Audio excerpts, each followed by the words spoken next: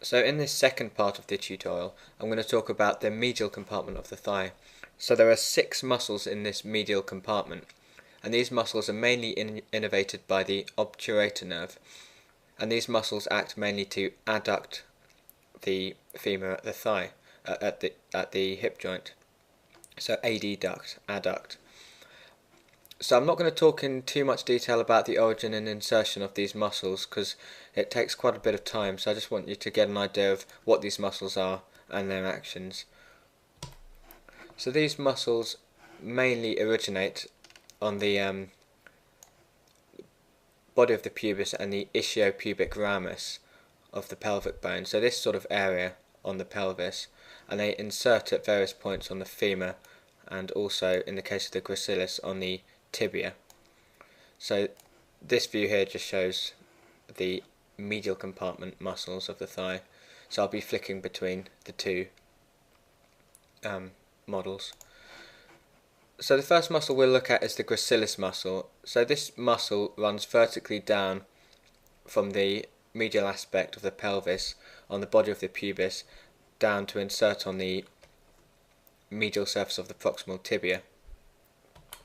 So I've just isolated it here and you can see its path. So it runs vertically down the inside of the thigh, originating, you can see, on the body of the pubis and inserting on the medial surface of the proximal tibia. So it inserts between the insertion points of the sartorius muscle, which inserts anteriorly, and posteriorly you have the insertion point of the semitendinosus muscle, which is a hamstring muscle in the posterior compartment.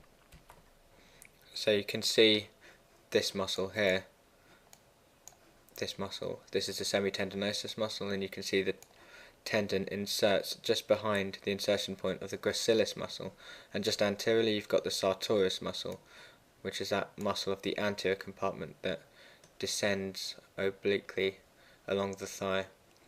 So the insertion point of the gracilis is sandwiched between these two on the medial surface of the proximal tibia.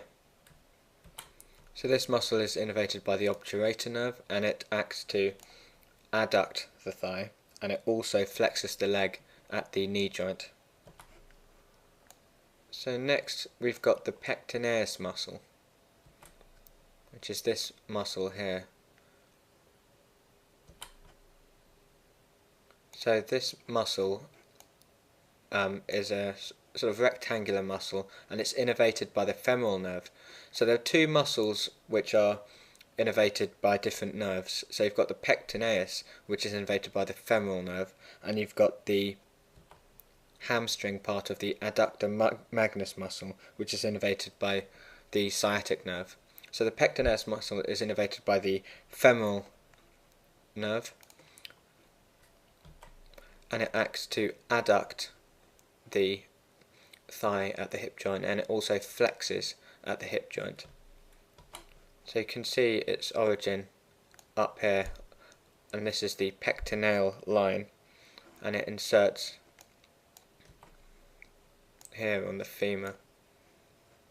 So this muscle actually forms part of the medial part of the floor of the femoral triangle.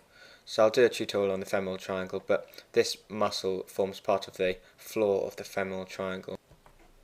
So just to briefly tell you, the femoral triangle is this triangle bounded superiorly by the inguinal ligament.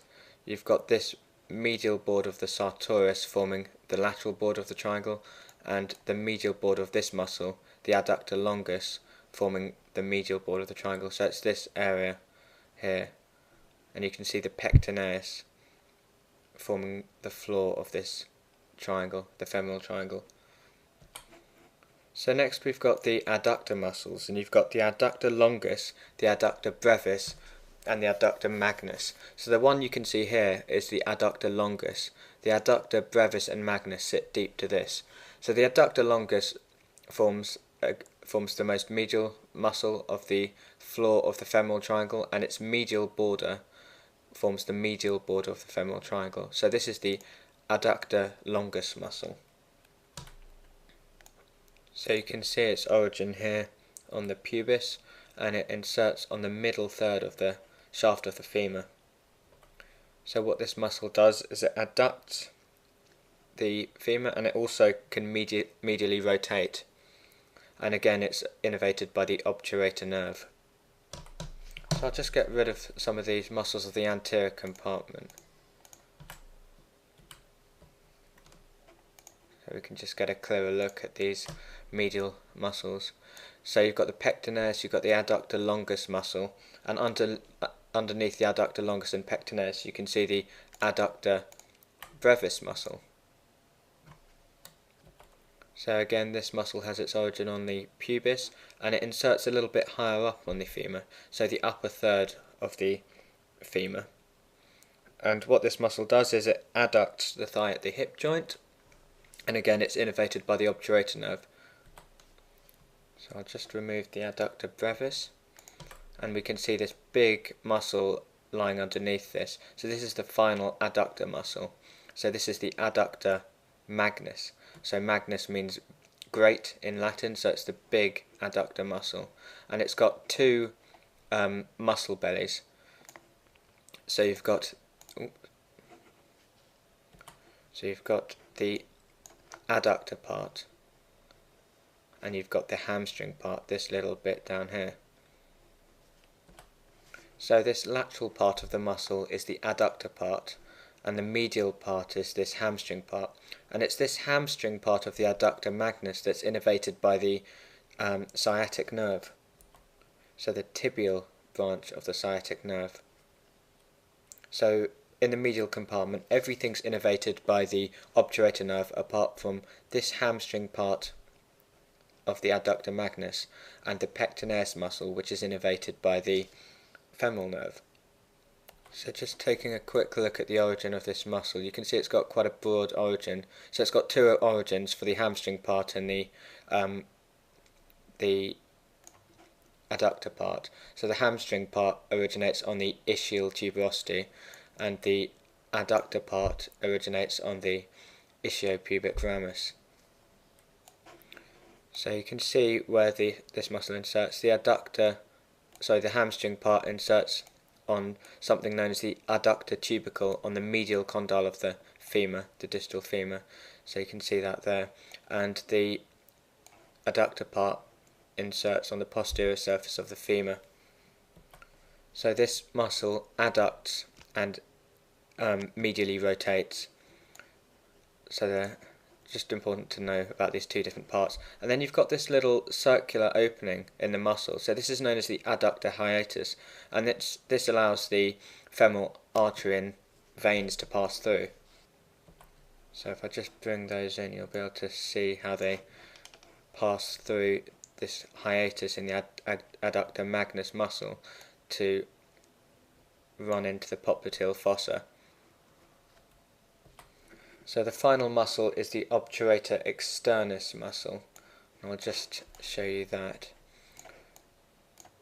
So if you remember from the tutorial on the gluteal region, you've got the obturator internus, which originates on the medial surface of the obturator membrane. So the obturator externus is this muscle, which originates on the lateral or external surface of the obturator membrane.